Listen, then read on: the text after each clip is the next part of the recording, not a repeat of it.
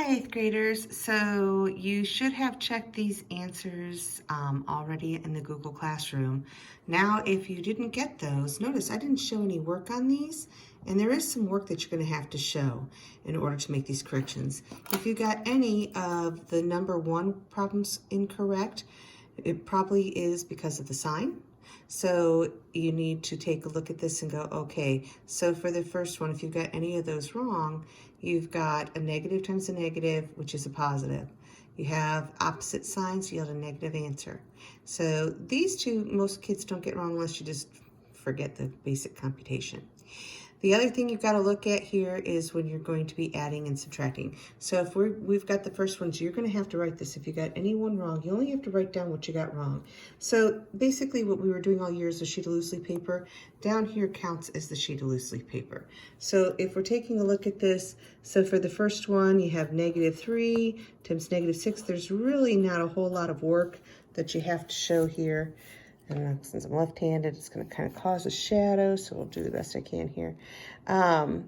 So that would be 18, and then you have 54 divided by -6. There's really not a whole lot to show here. It's -9. What I do want to show, though, is the -7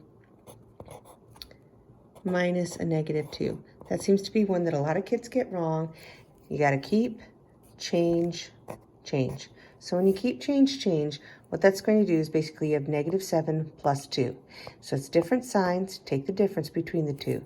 The difference between the two of between 7 and 2 is 5, and you have more negatives than positives, so your answer is negative. Same thing here. You have -6 minus 9. You could look at this in two different ways. You could say, okay, I have got the same sign, so I'm just going to add them up and keep the sign the same, which would be -15. Or I could keep, change. Still going to have the same sign. Number 2, when you have 12x plus 40 equals -8, what you want to do is you want to isolate the variable term. That means you need to get the constants on the other side of the equation using the inverse operation. The inverse operation of addition is subtraction. So you're going to subtract 40 from both sides. Okay, I'm just going to draw a line the whole way across. And that's a really straight line. So when you're doing that, now bring down, you have the 12x, and you have cross out the 40s, and now you have -8 and -40. Just like over here, same sign. Okay, so it's -48. Now you want to isolate, this is multiplication, use the inverse operation of division to isolate the variable. Variable is now isolated, so you have x equals, now you have 12 into -40. Opposite signs yield a negative answer, and 12 goes into 48 4 times. Okay, number 3, you have -4y minus 12 equals 8x. To get this into slope-intercept form, you want to isolate the y. The first thing you've got to do is get this -12 to this side of the equation. Use inverse operations by adding 12 to both sides. And draw a whole line there. Knock out the 12 there. Okay, so now you have -4y equals 8x plus 12. We're almost in slope-intercept form, but not quite. You have to divide each term by -4. That will cancel out the negative here, cancel out the 4. The y is now isolated. Divide each term by -4. You have a negative into a positive, a negative into a positive is a negative. So it's -2x. -4 into 12 is -3. So your slope is -2, and your y-intercept is -3. Okay, next one you have 1/12 divided by 15/16. So you want to keep switch flip here. Okay, so you have 1/12, keep that, switch the sign, and take the reciprocal of the divisor. So now you can see if you can cross cancel any common factors. Nothing between 1 and 15. You can cancel out between 12 and 16. What goes into both 12 and 16 is 4. 4 goes into 12 3 times. 4 goes into 16 4 times. So you leave the remaining factors. Now you just multiply across. 1 times 4 and 3 times 15. We'll get you 4/45. The next one simply is about moving the decimal. So when you have this, if you have 1,000 times 25 hundredths, you're going to move the decimal 3 places to the right. 1, 2, 3, because that's in essence what you're going to do. So you have 250. Next one, so you're only going to move it 2 places. So notice we have the same factor. The second factor is the same each time. It's just the first factor that changes. You're going to move it over 2 places, so you have 25. Then you have 10 times 25 hundredths. Move it over 1 place, and you have 2 and 5 tenths.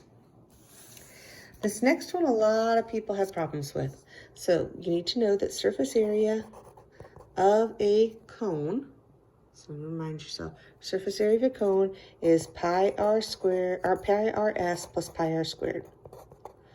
Okay, in this particular case, you're going to use 22/7 because the radius is 7. And anytime you have a multiple of 7, you're going to want to use 22/7 so you cancel out, okay, the denominator.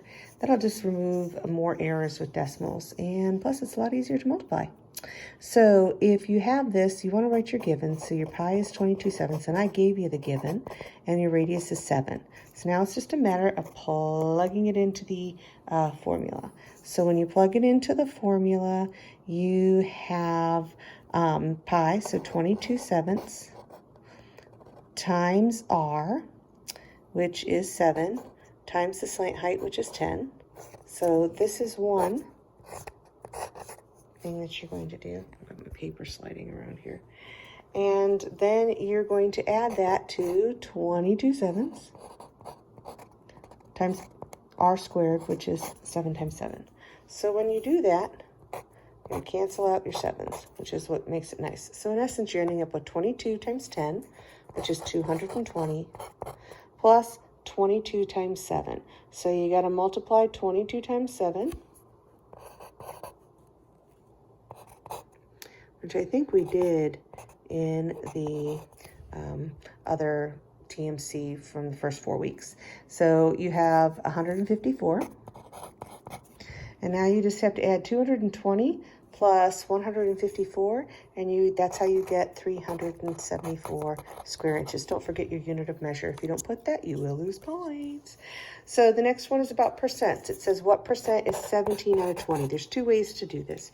You could either divide up, okay, or you could see, and I like to do this always, whenever you have a factor of 100, you know all the factors of 100, 2 and 50, 4 and 25, 5 and 20, and 10 and 10. Anytime you see one of those, it's real easy to do a percent.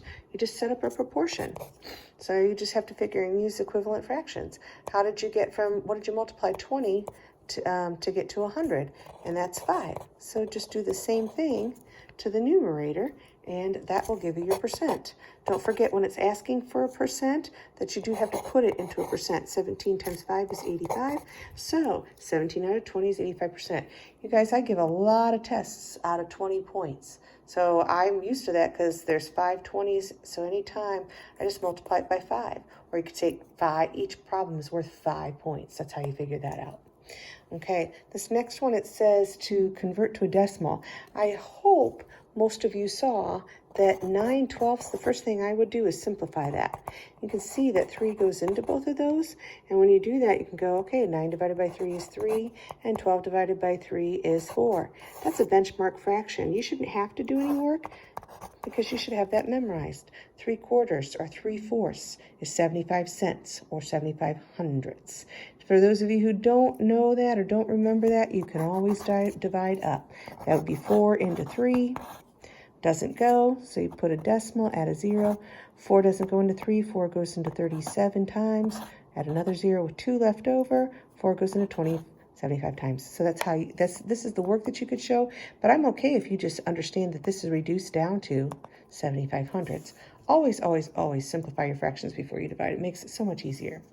The next one where you have to convert a repeating decimal In this case, it's kind of nice because you have both numbers repeating. When both numbers are repeating, you basically have 81 over, it's hundredths because there's 2 places to the right of the decimal, so you give the place value as your denominator, but we're going to subtract 1 when it's a repeating decimal. So now we have 81 99ths.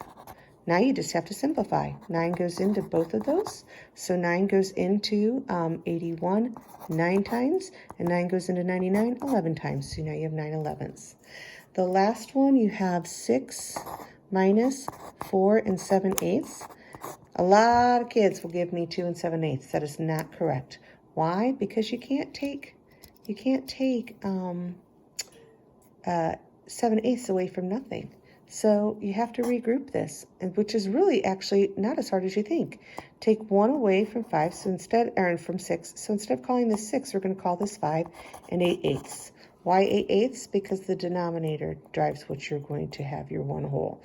Any number over itself is 1. Remember that. Now you can easily subtract 8/8 minus 7/8 and 5 minus 4. So hopefully you give, after you make all of your corrections, then take a picture of it and send it to me, and I'll give you credit for it. Have a great day.